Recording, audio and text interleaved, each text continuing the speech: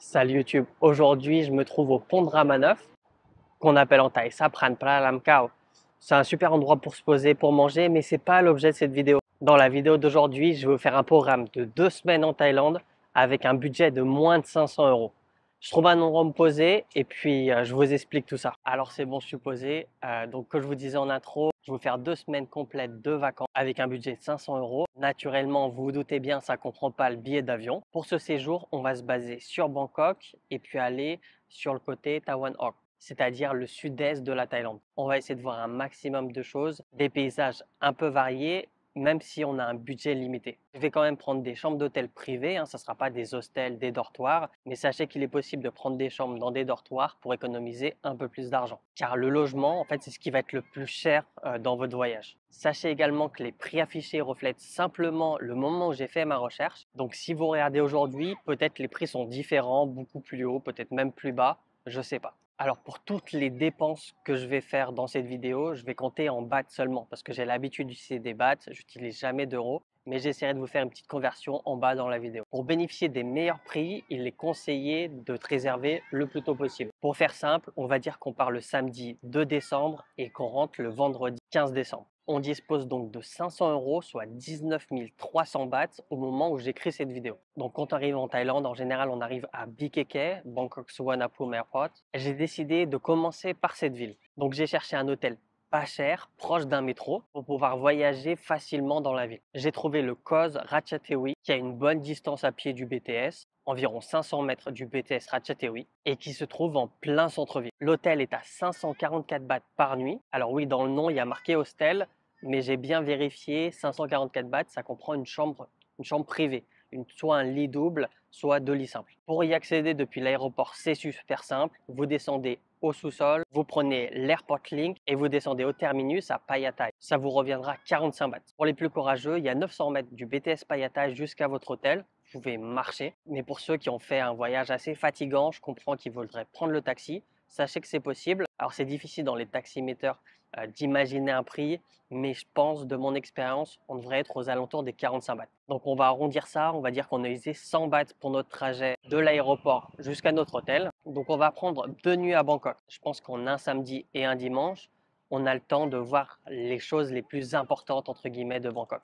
Après bien sûr, même en une semaine, on n'a pas le temps de tout voir à Bangkok. Moi j'y vis depuis plusieurs années et j'ai pas tout vu. Déjà il y a des choses qui m'intéressent pas, mais aussi il faut prendre du temps pour voir toutes les choses que Bangkok propose. Donc ça nous revient à 1088 bahts pour les 2 nuits. Avec le métro et le taxi, on est à environ 1200 bahts de dépenses. Pour le premier jour, quand vous avez fait un long voyage, je vous conseille de faire les choses aux alentours, c'est-à-dire les centres commerciaux. Le plus connu, c'est le MBK. Vous avez 1,6 km de votre hôtel jusqu'au MBK. Vous pouvez y aller en métro, mais il y a un changement à faire à Siam. Et comme de toute façon, Siam est un centre commercial qui vaut le détour, autant s'arrêter à Siam et commencer par là. Donc on va commencer par Siam Paragon, qui est un centre commercial de luxe. Vous allez voir toutes les plus grandes marques. Vous avez aussi en face Siam Square, qui est une rue piétonne plutôt pour les jeunes, mais c'est une chose quand même à découvrir. Si vous marchez un peu plus en arrière, entre guillemets, vous avez Central World, qui est, il me semble, toujours le centre commercial le plus grand de Thaïlande. Et tout ça, ça se fait à pied. Après avoir fait Paragon, Siam Square, Central World, vous pourrez finir au MBK, qui est le centre commercial le plus fréquenté par les touristes. Dans mon budget, je ne vous mets pas non plus les souvenirs cadeaux ou les choses que vous avez achetées pour vous. Libre à chacun de faire ses dépenses personnelles. Alors, je ne vous conseille pas forcément d'acheter vos souvenirs en début de voyage parce que vous allez trimballer. Mais dans mon programme, on ne va pas revenir à Bangkok.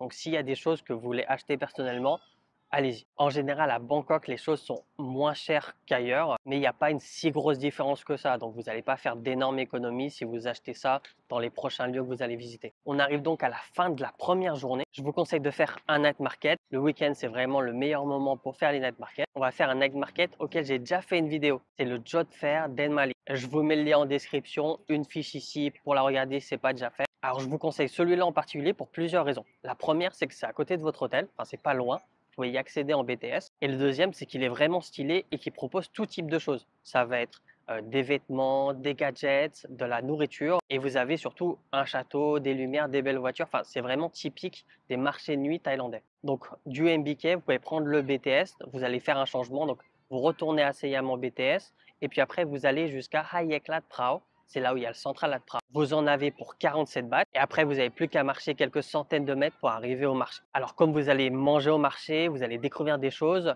je pense que vous allez utiliser un peu plus le premier soir. Donc je vais laisser un budget de 300 bahts, qui est pas mal pour manger, découvrir des choses et prendre des boissons et desserts. Pour votre retour, ça se fait pareil en BTS. Ça sera 43 bahts pour aller jusqu'à Ratchathaiwi. On finit cette journée, on a dépensé environ 1610 bahts à Bangkok, avec bien sûr nos 2 nuits d'hôtel. Bangkok, vous allez voir, ça va être un peu la course, parce qu'on reste pas longtemps et il y a pas mal de choses à découvrir. Et le reste, vous inquiétez pas, ça sera plus chill. Pour le deuxième jour à Bangkok, on se lève le matin, on va aller au Chatuchak Market. Personnellement, j'y vais presque jamais. Je trouve pas que c'est si intéressant que ça, même s'il y a des vêtements de deuxième main, c'est pas mal. Mais c'est quand même une des choses les plus recommandées dans presque tous les guides en Thaïlande. Donc allez le découvrir. Pour y accéder, encore une fois, très simple. On y va en BTS, c'est 43 bahts. Donc c'est un grand marché, ils vendent vraiment beaucoup de choses et il y a aussi pas mal de choses à manger. Je trouve que c'est un peu cher, donc on va laisser un budget de 150 bahts pour manger au marché. Après ça, on va faire quelque chose de plus culturel. On va visiter les temples à Bangkok. Cette fois-ci, on va prendre un taxi. Et comme il est difficile de prévoir le prix d'un taxi pour une distance, même s'il y a des prix bien précis en fonction des kilomètres, et il y a des bouchons qui vont se rajouter, donc le prix sera pas vraiment précis. J'ai décidé de regarder un peu sur Grab, mais comme il était tard, il n'y avait pas de bouchons, les prix seront pas les mêmes forcément. Mais je pense que 160 bahts, c'est un prix plutôt correct, de Mochit jusqu'au Palais Royal. Donc on arrive sur des visites tarifées. Il faudra payer une entrée. Pour le Palais Royal, qu'on appelle Wat Praker, c'est 500 bahts l'entrée. Juste à côté, vous avez le Wat Po, qui a 200 bahts l'entrée, il me semble. Et après, vous pouvez prendre le bateau qui coûte 15 bahts pour traverser le fleuve et arriver au Wat Arun, qui lui est à 100 bahts l'entrée. On arrive un peu à la fin de journée, vous pouvez manger dans les alentours. Vous allez sûrement trouver à manger entre 50 et 100 bahts, donc on va garder un budget de 100 bahts pour le repas. Après, je peux vous conseiller de prendre un verre dans un rooftop. Alors, il y en a plein. Moi, personnellement, je vous conseille l'Octave au Marriott Hotel. Comptez environ 500 bahts pour le verre. Pour y accéder, c'est plutôt simple. Vous marchez du Wat Arun jusqu'au MRT, c'est le métro. Il y a environ 900 mètres. Puis après, vous prenez le MRT jusqu'à Sukhumvit. Ça vous coûtera 38 bahts. Puis le BTS de Asok à Tanglore pour 25 bahts. Et après le rooftop, vous pouvez rentrer chez vous en métro. Ça vous coûtera 43 bahts. Avec pareil, un changement à Siam. Donc on finit ce week-end. On va partir maintenant visiter la mer. Alors pas mal de choix s'offrent à nous. Moi, j'ai choisi Koh Chang pour la diversité. Pour s'y rendre, il va falloir prendre un bus et un ferry. Et le bus se prend au départ d'Ekemai. Pour y accéder, pareil, c'est facile. Le BTS, vous commencez à avoir l'habitude, c'est 47 bahts. Ensuite, on a le bus qui nous amène au port. Et le bus propose 2 départs, un à 7h45 et un à 9h. Il faudra compter environ 260 bahts et 5 à 6 heures de trajet. Ensuite, c'est pas fini, il y a encore un ferry à prendre, comme je vous disais, environ 30 minutes pour 60 bahts. Donc une fois arrivé sur place, sur Koh Chang, le prix des transports est un peu plus sombre. Parce qu'il n'y a pas Grab là-bas et je connais pas le prix des taxis en fonction des distances. Néanmoins, je vous conseille pas de prendre un taxi. En fait, je vous conseille de louer une moto si vous disposez du permis moto, d'un permis international ou du permis moto taxi. Pour la location d'une moto, il faut compter entre 150 et 250 bahts. Ça va dépendre du nombre de jours, mais aussi des modèles. On va arrondir, on va compter 200 bahts par jour. On irait 7 jours, ça fait 1400 bahts pour la location et on va compter environ 300 bahts d'essence parce que l'essence n'est pas fournie avec. Ça fait un total de 1700 bahts pour le véhicule. On y reste du lundi 4 décembre au 11 décembre. Ça nous fait également 7 nuits. J'ai trouvé un bungalow à 433 bahts et il y en avait même des moins chers, mais lui avait l'air très proche de la plage et il avait une bonne note. Ça va vous faire 3031 bahts toutes les nuits. Désormais qu'on est à Koh Chang, c'est un peu plus chill, comme je vous ai dit. Vous inquiétez pas, les dépenses vont être moindres. Alors, on y reste 7 jours. Vous pouvez prendre la première journée pour faire le tour de l'île en moto, regarder les plages pour savoir votre favorite. Vous savez que vous allez pouvoir y passer du temps. Une journée pour visiter le mangrove. 2 jours pour faire toutes les cascades de l'île. Certaines peuvent être difficiles d'accès. Vous risquez de marcher un moment. Vous pouvez prendre également une journée de trek, le Kralem Mountain Trek. Ça, c'est pour les aventuriers. Alors attention, dans certaines de mes activités, il y a des choses qui sont difficiles d'accès. Donc si vous n'avez pas l'habitude de marcher en forêt, de vous repérer, c'est conseillé de prendre un guide qu'il va falloir payer, bien entendu, ou ne pas faire certains lieux que j'ai cités. Donc voilà, vous avez environ 5 jours d'activité, ce qui est plutôt pas mal. Il y a certaines activités comme le mangrove par exemple, ça vous prendra pas longtemps, hein, peut-être 1-2 heures. D'autres activités vous prendra toute la journée et le jour restant, vous pouvez très bien vous reposer, chiller à la plage. Alors en général, pour manger, il faut compter entre 40 et 60 bahts. C'est pas exclusif à Koh Chang, c'est à peu près pour toute la Thaïlande. Donc on va utiliser une dépense moyenne de 300 bahts par jour pour les repas. Ça va faire un total de 2100 bahts.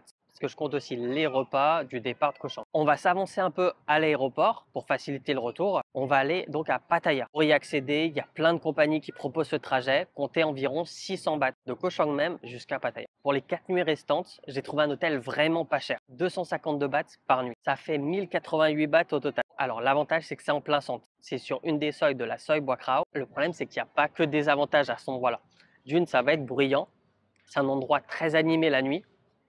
Peut-être avec de la musique, vous aurez du mal à dormir. Bon, il y a des personnes, ça va arranger, ils vont aimer parce qu'ils seront à côté des bars pour s'amuser. Mais sachez que c'est un quartier rouge. Pour aller à l'hôtel, donc une fois qu'on arrive à Pattaya, on va prendre un Songthaew, qui est un bus en fait. C'est une sorte de pick-up qui va coûter 10 bahts par trajet. Et le pick-up, il roule sur une ligne droite. Vous pouvez descendre à tout moment en appuyant sur le bouton de la sonnette. Je vais compter 20 bahts plus une petite marche pour arriver à votre hôtel. Pour se déplacer pendant d'autres séjours, encore une fois, à Pattaya, mais je le conseille pour toute la Thaïlande, si vous avez un permis bien sûr, c'est de louer une moto. C'est beaucoup plus simple et beaucoup moins cher. Pareil, on est dans la même gamme de prix, comptez 200 bahts par jour, on a 4 jours, ça fait 800 bahts. Pour l'essence, on utilisera moins, je pense qu'on va utiliser moins de 200 bahts. Malgré ce long trajet, on va quand même sortir le lundi soir. On peut commencer par un rooftop au Hilton. Pareil, en général, tous les rooftops, c'est environ 500 bahts le verre, sauf le bois qui est vraiment cher, à environ 1000 bahts le verre. Après ça, vous pouvez visiter la Walking Street, qui est vraiment le gros quartier rouge. C'est quelque chose qui ressemble à rien de ce que vous pouvez voir en France. Il y a également des boîtes de nuit, des bars. Si les boîtes de nuit vous intéressent et vous aimez le hip-hop, je vous conseille le 808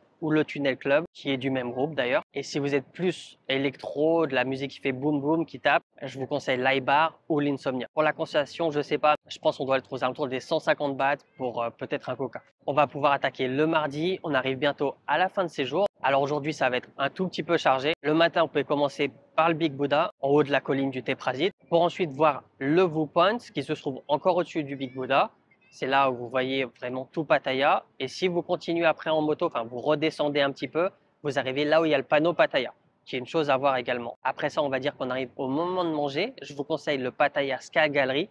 C'est un peu cher, mais l'ambiance est vraiment top. Je pense qu'il faudra compter environ 500 bahts pour un repas complet. L'après-midi, vous pouvez vous reposer. On peut aller au Siam Hotel, qui est un hôtel très haut avec une vue super et une piscine. Pour y accéder, il faudra payer une consommation tout simplement. Il me semble c'est aux alentours des 150 bahts. Et vous pouvez même y rester jusqu'au soir. Parce que le soir, en fait, il y a de la musique, il y a un DJ et vous pouvez y manger. Pareil, comptez environ 500 bahts supplémentaires. Fini cette journée. Pour le mercredi, vous pouvez commencer par voir la plage de Jomtien, puis ensuite celle de Nak Lua. Manger dans le coin, comptez environ 100 bahts, pour ensuite faire le Sanctuary of Truth. En fait, c'est un grand temple fait tout en bois. L'entrée est un peu chère, c'est 500 bahts. Et pareil, vous pourrez manger le soir pour environ 100 bahts. Si j'ai fait des erreurs de calcul, qui est fort probable, recalculez-moi tout ça en commentaire. Donc pour le jeudi, le dernier jour, vous pouvez prendre vos petits déj au 7-Eleven. Bon, ça n'a pas l'air ouf comme ça, mais en fait, c'est le 7-Eleven le plus grand du monde. Il se trouve sur la rue de Pattaya Thai, donc juste à côté de votre hôtel. Et en fait, il propose plein de choses, dont des breakfasts. Vous pouvez ensuite aller au Terminal 21. Là, vous pourrez faire des achats personnels si vous n'avez pas déjà fait à Bangkok. Alors, Terminal 21, c'est un très grand centre commercial qui est vraiment stylé.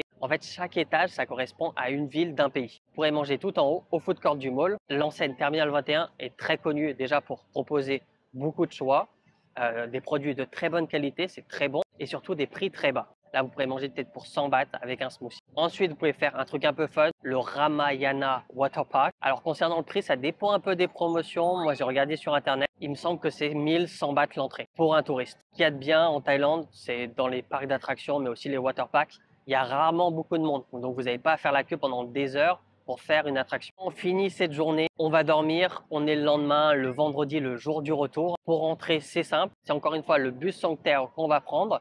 Comptez environ 20 bahts pour arriver en bas de la Teprasit. Et d'ailleurs, je ne sais pas si vous avez remarqué, mais plein de fois, je vous compte 20 bahts, mais ça se trouve, c'est 10 bahts. En fait, comme je vous disais, c'est des trucks qui vont tout droit et vous descendez quand vous voulez. Mais je sais qu'il y a un endroit, et c'est là où je me rappelle plus, il me semble c'est peut-être aux alentours de la fin de la Walking Street et aussi de l'autre côté, aux alentours de Nak Lua, où vous devez changer si vous voulez continuer. Donc, rajouter 10 bahts.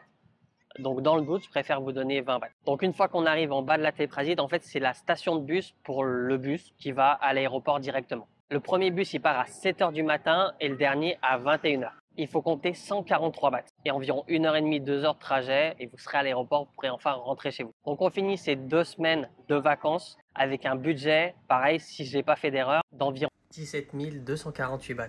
soit 454 euros. Alors bien sûr, j'ai pas compté les extras, comme je vous disais, des souvenirs, des trucs comme ça, mais aussi d'autres dépenses qui peuvent arriver pour votre voyage. Et surtout, c'est une vidéo d'exemple, libre à chacun de faire ce qu'ils veulent. Avec le même budget, vous pouvez faire un voyage totalement différent, utiliser plus ou moins pour votre logement déjà, peut-être répartir un peu plus sur la bouffe, moins sur les activités ou inversement. C'est libre à vous, vraiment chacun fait comme il veut. C'est un simple exemple de ce qui est possible de faire en Thaïlande pour 2 semaines avec un budget de moins de 500 euros. Donc voilà, on arrive à la fin de cette vidéo. Je vous invite comme d'habitude à liker, à partager, mais surtout à commenter. Ça aide vraiment le référencement de la chaîne.